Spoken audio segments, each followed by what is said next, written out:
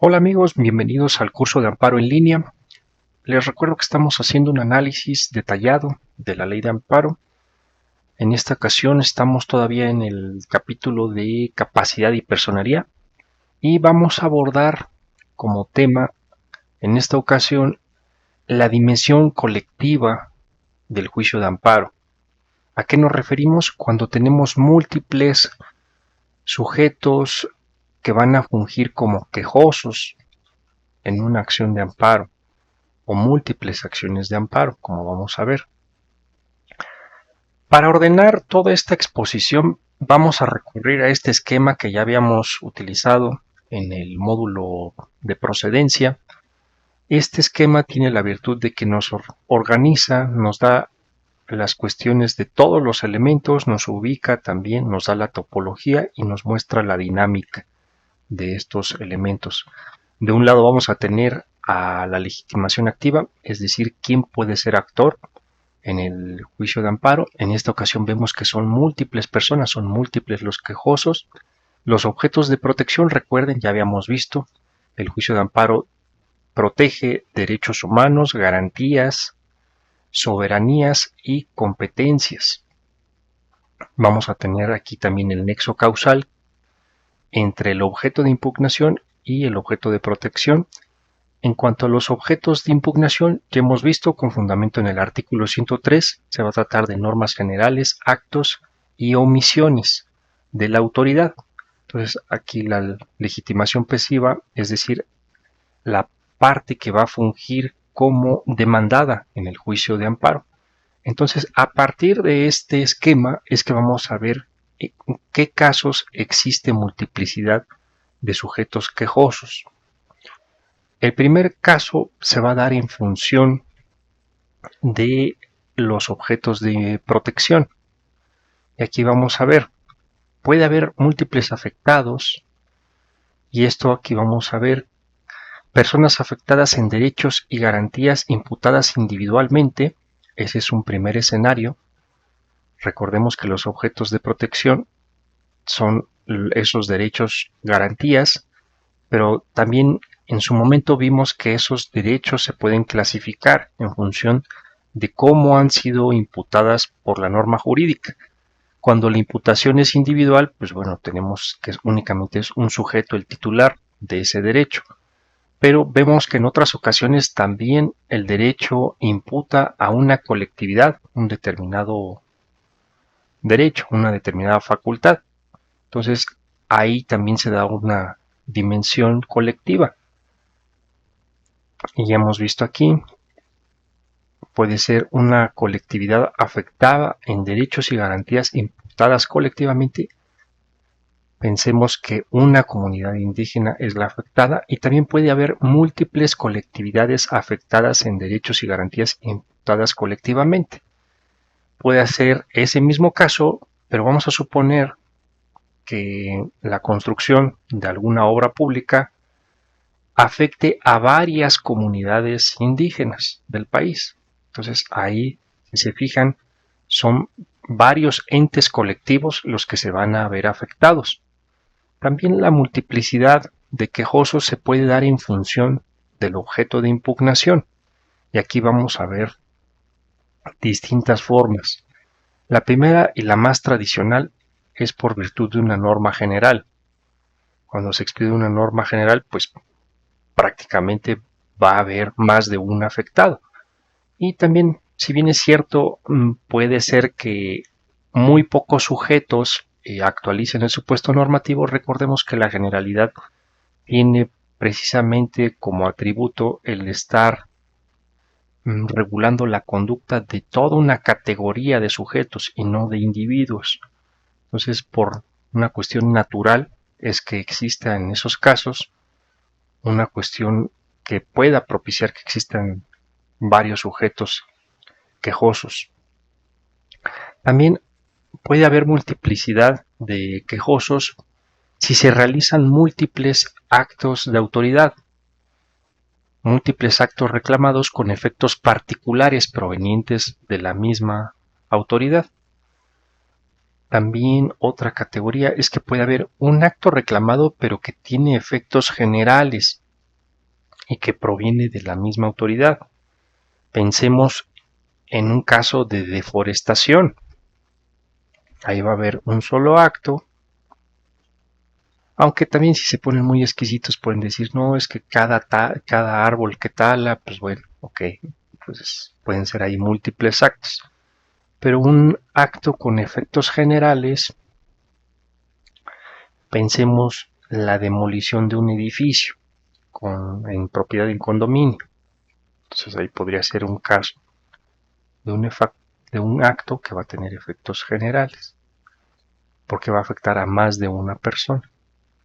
También puede haber múltiples omisiones con efectos particulares provenientes de la misma autoridad, es decir, que a distintas personas el Estado no les da lo que les tendría que dar. Y también puede haber una omisión con efectos generales provenientes de una misma autoridad. Pensemos en el caso de la omisión legislativa o algo que ya habíamos comentado, la omisión de tener más juzgados en el país. De tal suerte que tenemos que el amparo colectivo tiene estas distintas variantes. Ya vimos que puede haber múltiples sujetos quejosos en función de cuestiones que atienden a los derechos y garantías protegidos, también en función de los objetos de impugnación. Entonces, esas son las distintas causas por las cuales hay múltiples quejosos.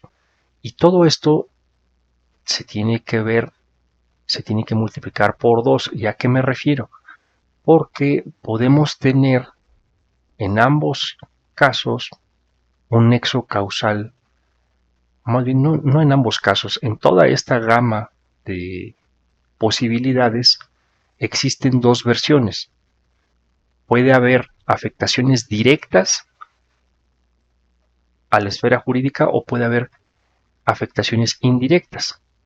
Y entonces es que tenemos esta dimensión colectiva puede presentarse tanto respecto de los intereses jurídicos como de los intereses legítimos, porque ya hemos visto esa cuestión de la especial situación hace referencia al nexo causal que existe entre el objeto de impugnación y el objeto de protección del juicio de amparo. Es esto que estamos viendo aquí en el centro. ¿Qué es lo que sí va a permanecer común a toda esta gama de posibilidades? Pues que siempre la misma autoridad responsable va a existir. De lo contrario, estamos hablando de amparos independientes y no de uno colectivo. Entonces, ese es el factor que se va a permanecer, que va a estar constante. Al respecto, vamos a ver cómo reguló todo este tema. Ya hemos visto nosotros a partir de este diagrama logramos desarrollar todas estas posibilidades. Pero vamos a ver qué dijo el legislador al respecto. En el artículo 13 dice: cuando la demanda se promueva por 2 o más quejosos con un interés común, deberán designar entre ellos un representante. En su defecto, lo hará el órgano jurisdiccional en su primer auto sin prejuicio de que la parte respectiva lo sustituya por otro. Los terceros interesados podrán también nombrar representante común. Y luego nos dice aquí: cuando 2 o más quejosos reclamen y aduzcan sobre un mismo acto u omisión ser titulares de un interés legítimo, o bien en ese mismo carácter reclamen actos o omisiones distintos pero con perjuicios análogos provenientes de la misma autoridad y que se tramiten en órganos jurisdiccionales distintos, cualquiera de las partes podrá solicitar al Consejo de la Judicatura que determine la concentración de todos los procedimientos ante un mismo órgano del Poder Judicial de la Federación según corresponda. Recibida la solicitud, el Consejo de la Judicatura Federal, en atención al interés social y al orden público, resolverá lo conducente y dictará las providencias que resulten necesarias. ¿Cuáles son las críticas que le podemos hacer a este artículo? En primer lugar, el legislador está presuponiendo que el fenómeno de la multiplicidad de quejosos es exclusivo del interés legítimo. ¿Por qué digo esto? Porque falta la dimensión colectiva, es decir, cuando tenemos múltiples quejosos, pero que son afectados directamente en su esfera jurídica. Es decir, aquí el legislador cuando habla que dicen que aduzcan ser un mismo acto u omisión, ser titulares de un interés legítimo, pues también le faltó el interés jurídico, porque ya hemos visto que el tema del interés legítimo simplemente hace alusión al nexo causal que existe entre el acto reclamado y el objeto de protección. No tiene nada que ver con una cuestión relativa a si existe un solo quejoso o existen muchos. Pero, pues bueno, ahí le faltó eso. ¿Qué otra crítica? Este artículo habla de acto y de omisión. Y las normas generales, pues bueno, entonces vamos viendo ya algunos vacíos, algunos huecos y algunos defectos que va teniendo la regulación que hace el legislador. Ahora, es importante también que sepan que hay muy pocas disposiciones en la ley de amparo que prevén esta dimensión colectiva del juicio. El ordenamiento jurídico que regula de mayor forma el tema de las cuestiones colectivas es el Código Federal de Procedimientos Civiles. De hecho, tiene un libro específico. Y esto está previsto en los artículos 578 a 626 del Código Federal de Procedimientos Civiles. Y vamos viendo aquí esta tablita con los fundamentos constitucionales. En primer lugar, tenemos que el artículo 17 constitucional nos dice que el Congreso de la Unión expedirá las leyes que regulen las acciones colectivas. Tales leyes determinarán las materias de aplicación, los procedimientos judiciales y los mecanismos de reparación del daño. Los jueces federales conocerán de forma exclusiva sobre estos procedimientos y mecanismos. Eso es lo que dice el artículo 17 respecto de las acciones colectivas. Pero también vemos que aquí ya empiezan a haber elementos coincidentes, porque el artículo 103 que regula el juicio de amparo también nos dice que va a ser competencia de los tribunales de la Federación. Entonces vemos ahí un elemento común. Y también vemos que el artículo 107 también contempla la dimensión colectiva. Entonces vemos que pueden existir acciones colectivas en materia de amparo, pero también puede haber acciones colectivas en materias distintas al juicio de amparo. Entonces aquí es donde ya empezamos a tener una coincidencia o empiezan a coincidir ordenamientos jurídicos. Por un lado vamos a tener la ley de amparo y también por otro lado vamos a tener el Código Federal de Procedimientos Civiles. Y aquí, ¿cuál es el derecho que vamos a aplicar? Al respecto, hay quien podría decir, pues aplico la ley de amparo porque es la ley especial que regula ese procedimiento. Pero también hay quien nos puede decir, no, pues yo pienso lo contrario. Lo que se debe aplicar en el amparo colectivo es el Código Federal de Procedimientos Civiles, ya que es la ley especial que regula las acciones colectivas. Entonces vemos que plantean el mismo argumento para apoyar la aplicación de ordenamientos jurídicos distintos. Es decir, el mismo argumento lo podemos usar para aplicar la ley de amparo o también para aplicar el Código Federal de Procedimientos Civiles. Entonces, ¿qué hacemos? Y si aplicamos el principio de pro persona, ¿qué les parece? Se pone interesante. Ya hemos visto que la Corte Interamericana de Derechos Humanos ha mencionado de forma expresa si en una situación son aplicables dos normas jurídicas distintas, debe prevalecer la norma más favorable a la persona humana. Esto lo pueden ver en este caso contencioso, el caso Ricardo Canese contra Paraguay. De tal suerte que si encontramos disposiciones que sean más benéficas para el quejoso y están previstas en la ley de amparo, pues bueno, aplicaremos las que están previstas en la ley de amparo, y si son más benéficas las previstas en el Código Federal de Procedimientos Civiles, pues aplicaremos las del Código Federal. Y vamos a ver qué dice el Código Federal de Procedimientos Civiles en relación con esta materia. En primer lugar, tenemos que el artículo 578 nos dice que la defensa y protección de los derechos e intereses colectivos será ejercida ante los tribunales de la Federación con las modalidades que se señalen en este título y solo podrán promoverse en materia de relaciones de consumo de bienes y servicios públicos o privados y medio ambiente. Pues a ver, si estamos hablando de actos de autoridad, la autoridad forzosamente va a estar realizando la proveeduría, ya sea de algún bien o de algún servicio público. Entonces esto, pues la verdad no es obstáculo.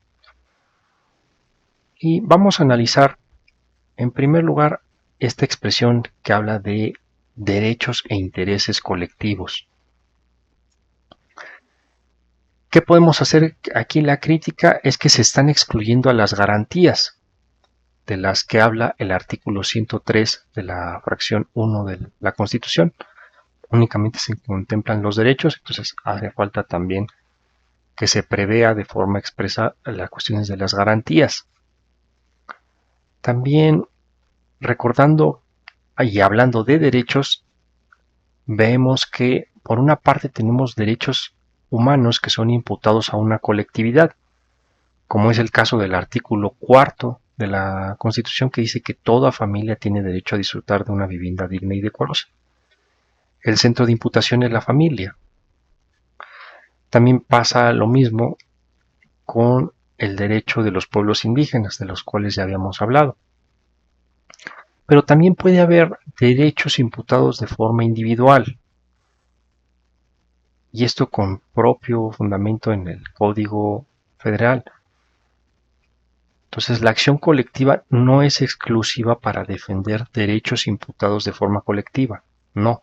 También puede haber derechos individuales, y aquí nos dice, por ejemplo, en el artículo 580 en particular, las acciones colectivas son procedentes para tutelar derechos e intereses individuales de incidencia colectiva, entendidos como aquellos de naturaleza divisible, cuya titularidad corresponde a los individuos integrantes de una colectividad de personas determinable relacionados por circunstancias de derecho. A ver, aquí también te hago una advertencia. El legislador se quiso ver muy sofisticado y empezó a ponerle requisitos al por mayor, que al interés difuso, que al interés colectivo, que en este caso a los derechos e intereses individuales de incidencia colectiva.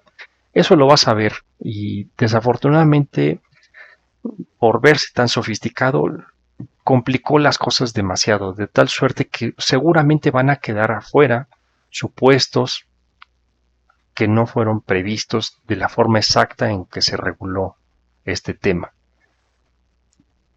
Lo que sí hay que ir identificando cuál es la nota esencial de cada concepto que está planteando el legislador. Y aquí, por ejemplo, habla de que tiene que ser determinable. Pues sí, pero también puede ser indeterminable. Y aquí la recomendación es que hay que procurar abarcar el mayor número de posibilidades para no denegar justicia por los casos que no hayamos previsto. Y también dice por circunstancias de derecho. No, pues también por cuestiones de hecho. O sea, ¿para qué lo van a limitar? Y van a ver, esto tiene incidencia. No me preocupa tanto estas cuestiones que están de más, porque se pueden eliminar vía control de constitucionalidad y vía control de convencionalidad, pero vamos a ver que aquí, por verse tan sofisticado, el legislador volvió muy restrictivo. Y ahora la palabra también que se habla es de intereses. Vimos que eran derechos e intereses. ¿Qué críticas podemos hacer? En primer lugar, el derecho como sistema, es decir, como orden jurídico, protege facultades, protege derechos, no protege intereses. Cosa distinta es la protección que da el derecho a esos intereses. Esa es la primera crítica, es la crítica que, por ejemplo, hace Óscar Morinó también en ese mismo sentido. Y ya hemos visto, el amparo va a proteger derechos humanos, garantías, soberanías y competencias. No está protegiendo intereses. El concepto de interés debe entenderse en todo caso como una cuestión relativa a la legitimación, pero lo que se va a proteger en el juicio de amparo son estos elementos que estamos viendo aquí, y esto con fundamento en el artículo 103. Y vemos aquí, el artículo 107 nos dice: el juicio de amparo se seguirá siempre a instancia de parte agraviada, teniendo tal carácter quien aduce ser titular de un derecho o un interés legítimo, individual o colectivo, siempre que alegue que el acto reclamado viola los derechos reconocidos por esta Constitución y con ello se afecte su esfera jurídica, ya de manera directa o en virtud de su especial situación frente al ordenamiento jurídico. Entonces vemos que esta expresión de la especial situación frente al ordenamiento jurídico se refiere al nexo causal entre el objeto de protección y el objeto de impugnación. Y lo que podríamos decir en todo caso, pues bueno, es que el amparo va a proteger la esfera jurídica. Eso pues, todavía podría estar más ajustado. Pero si estamos siendo muy específicos, va a ser el tema de derechos humanos, garantías, soberanías y competencias.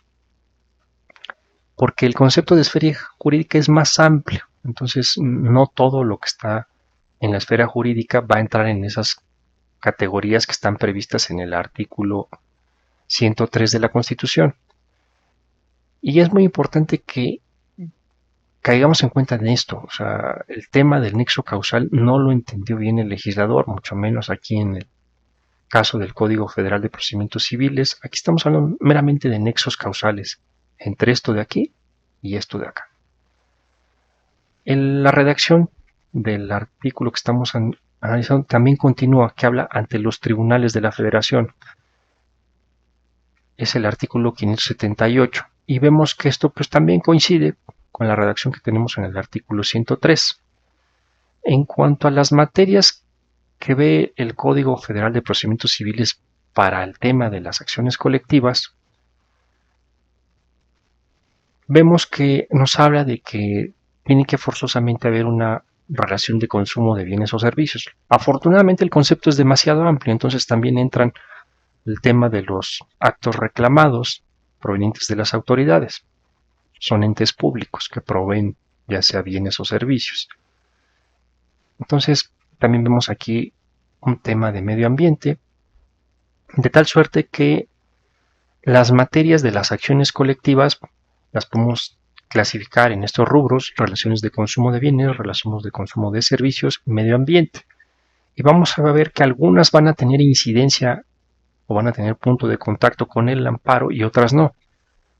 Por ejemplo, las relaciones de consumo de bienes que son de naturaleza privada, pues, bueno, pues ahí no hay un elemento de autoridad, entonces eso es ajeno al tema del juicio de amparo. También aquí vemos en las cuestiones públicas, puede haber algunas relaciones de consumo que no estén asociadas o que no estén vinculadas con derechos humanos. Entonces ahí vamos a tener que es ajeno al juicio de amparo, pero tan pronto entre un derecho humano, entre una garantía, pues bueno, ahí ya entra en el terreno de la materia de amparo. Lo mismo va a pasar con el tema de los servicios. Va a haber servicios públicos que van a ser ajenos al amparo porque no van a tener un elemento de derechos humanos ni de garantías vinculado. Entonces, eso pues se tramitará por las vías normales, en este caso pues, por conducto de esta propia regulación que está haciendo el legislador. Entonces, ¿por qué hago esto? Para que vean que no toda acción colectiva va a tener vinculación con el juicio de amparo. Hay algunas acciones colectivas que sí van a tener incidencia con el juicio de amparo y otras que no. Y vemos aquí también la cuestión ambiental. ¿Cuándo sí tendría incidencia con el juicio de amparo? Pues cuando existe un elemento de autoridad. También no nos vayamos con la finta, porque vamos a ver más adelante el tema del medio ambiente, porque hay que hacer algunas precisiones. En nuestro caso tenemos la fortuna de que el derecho al medio ambiente está imputado de forma individual. Esto con fundamento en el artículo 4, que dice: toda persona tiene derecho a un medio ambiente sano para su desarrollo y bienestar. Entonces eso de entrada pues ya nos da una orientación de que más adelante lo vamos a ver, que son unas cuestiones de derechos individuales homogéneos, así es como lo denomina el Código Federal de Procedimientos Civiles. Vemos aquí el artículo 579 nos dice: la acción colectiva es procedente para la tutela de las pretensiones cuya titularidad corresponde a una colectividad de personas, así como para el ejercicio de pretensiones individuales cuya titularidad corresponda a los miembros de un grupo de personas.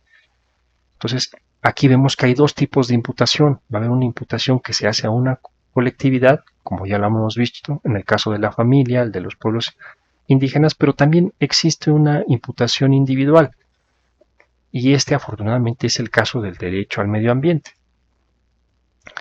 Hemos visto ya en el módulo de procedencia que pueden existir distintas formas de regular o de positivar temas relativos al medio ambiente. Podemos hacer una imputación de la cuestión ambiental como un derecho humano individual. La redacción sería tal cual la tenemos en el artículo 4. Una redacción sería así: toda persona tiene derecho a un medio ambiente sano para su desarrollo y bienestar. También podemos tener una imputación del derecho humano de forma colectiva.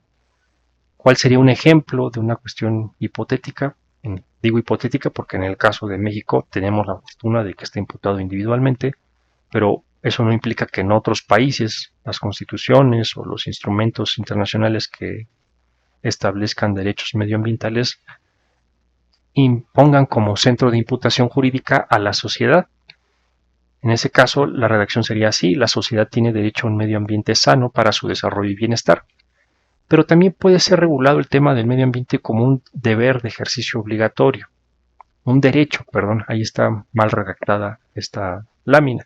Es un derecho de ejercicio obligatorio, lo que tradicionalmente se conoce como un deber jurídico, como la norma imperativa. ¿Cuál sería la redacción? Pues sería en el sentido de que el Estado protegerá el medio ambiente. Entonces, esas son las distintas formas de regular el medio ambiente. Y el artículo 580, aquí ya nos empieza a hacer más. Y vean, aquí es donde ya te digo que el legislador se puso de lo más sofisticado, empezó a mezclar elementos, ¿Y cuál es el problema de que ponga tantos requisitos para cada una de las acciones? Que seguramente va a dejar fuera muchos casos. La realidad, ya lo hemos visto, rebasa cualquier previsión que pueda hacer el legislador. Entonces, ese es el riesgo que hay. Lo que sí, pues tratemos de identificar los elementos esenciales. Dicen: en particular, las acciones colectivas son procedentes para tutelar, fracción primera, derechos o intereses difusos y colectivos, entendidos como aquellos de naturaleza indivisible cuya titularidad corresponde a una colectividad de personas indeterminada o determinable, relacionadas por circunstancias de hecho o derechos comunes. Fracción segunda, derechos e intereses individuales de incidencia colectiva, entendido como aquellos de naturaleza divisible cuya titularidad corresponde a los individuos integrantes de una colectividad de personas determinables relacionadas por circunstancias de derecho. ¿Por qué lo acotó a circunstancias de derecho? ¿Quién sabe? ¿Quién sabe qué se estaba imaginando? Hubiera sido conveniente que lo hubiera dejado amplio, pero bueno. Y tampoco se preocupen tanto. O sea, si en el caso concreto, en materia de amparo, esos requisitos adicionales constituyen un impedimento para acceder a la justicia, se puede recurrir al control de constitucionalidad y al control de convencionalidad.